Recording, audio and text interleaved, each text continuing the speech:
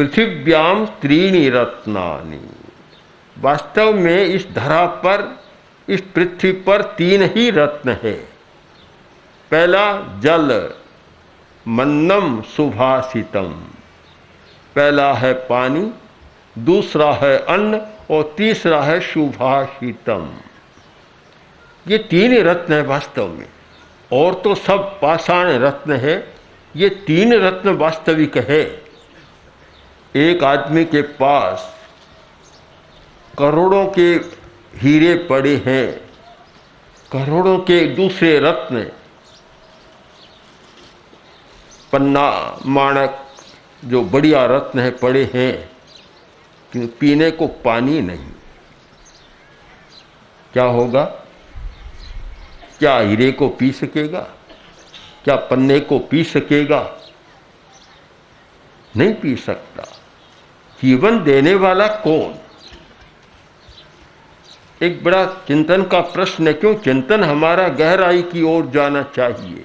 एक हमारा स्थूल ग्रहण, स्थूल ज्ञान और स्थूल चिंतन होता है, और जब हम सूक्ष्म चिंतन की भूमिका पर जाएं तो सच्चाई के परत उगरते चले जाते हैं और हमें पता लगता है कि सच्चाई क्या है आखिर। जल सबसे बड़ा रत्न है। संस्कृत में इसका नाम है जीवनम, जीवन।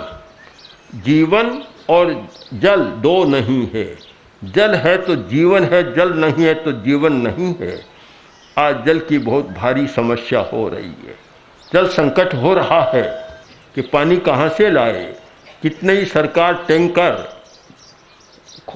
भेज दे, फिर भी पानी की समस्या हल नहीं हो रही है। पानी का संकट और गहराता जा रहा है। एक जगह नहीं, विश्व के बड़े भाग में जल संकट हो रहा है। पानी की समस्या तो सबसे बड़ा रत्न, प्रथम रत्न, इसको पहला स्थान दिया जा सके, वह है जल, पानी। दूसरा है अन्नम, अन्न दूसरा रत्न है।